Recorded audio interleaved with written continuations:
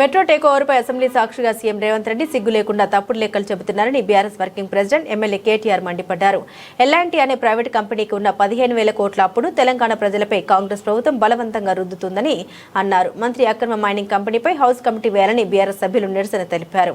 Raghava constructions అక్రమ కన్స్ట్రక్షన్పై చర్యలు తీసుకోవాలంటూ gun park వద్ద బీఆర్ఎస్ ఎమ్మెల్యేలు ఎమ్మెల్సీలు నిరసన తెలిపారు. ఈ సందర్భంగా కేటీఆర్ మాట్లాడుతూ ఆ భూములు ప్రభుత్వానిదే అని పేర్కొన్నారు. లీజుకి ఇచ్చిన భూములు కొనేశామని రేవంత్ గప్పాలు చెబుతున్నారని మండిపడ్డారు.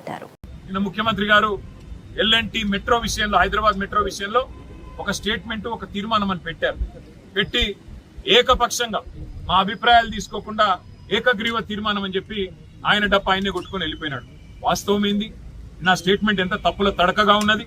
ఆ స్టేట్మెంట్ లో రాస్తారు 22,000 కోట్ల మెట్రోని మేము 15,000 కోట్లకే కొన్నాం, చాలా గొప్ప పని చేసినామని చెప్పి ముఖ్యమంత్రి గారు సిగ్గు లేకుండా అబద్ధాలు చెప్తా ఉన్నారు. వాస్తవం ఏంది? 280 ఎకరాల ప్రభుత్వ భూమిని మెట్రోకి కేవలం ఆనాటి ప్రభుత్వం, రాజశేఖర రెడ్డి గారి ప్రభుత్వం లీజుకు మాత్రమే ఇచ్చింది. ఆ భూములు మనవే, ప్రభుత్వానికే, ప్రజల భూములవి. ఆ 280 ఎకరాలు వాళ్ళకు ఎల్ఎన్టీకి రాసివ్వలేదు, కేవలం లీజుకి ఇచ్చారు.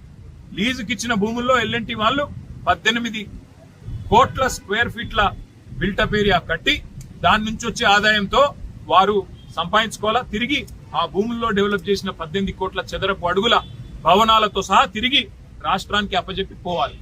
ఇది అగ్రిమెంట్. కానీ నిన్న ముఖ్యమంత్రి ఏమంటాడు?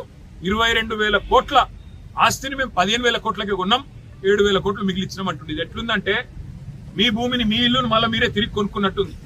అంటే ఎంత సిగ్గు లేకుండా అబద్ధాలు చెప్తున్నాడు ముఖ్యమంత్రి అంటే.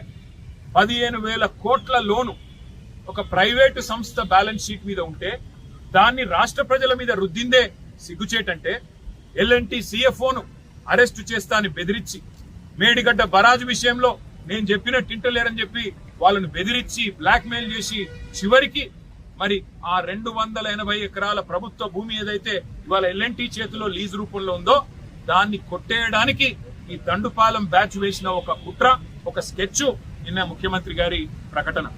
ఎల్ఎన్టీ భూములు కావవి, అవి ప్రభుత్వ భూములే.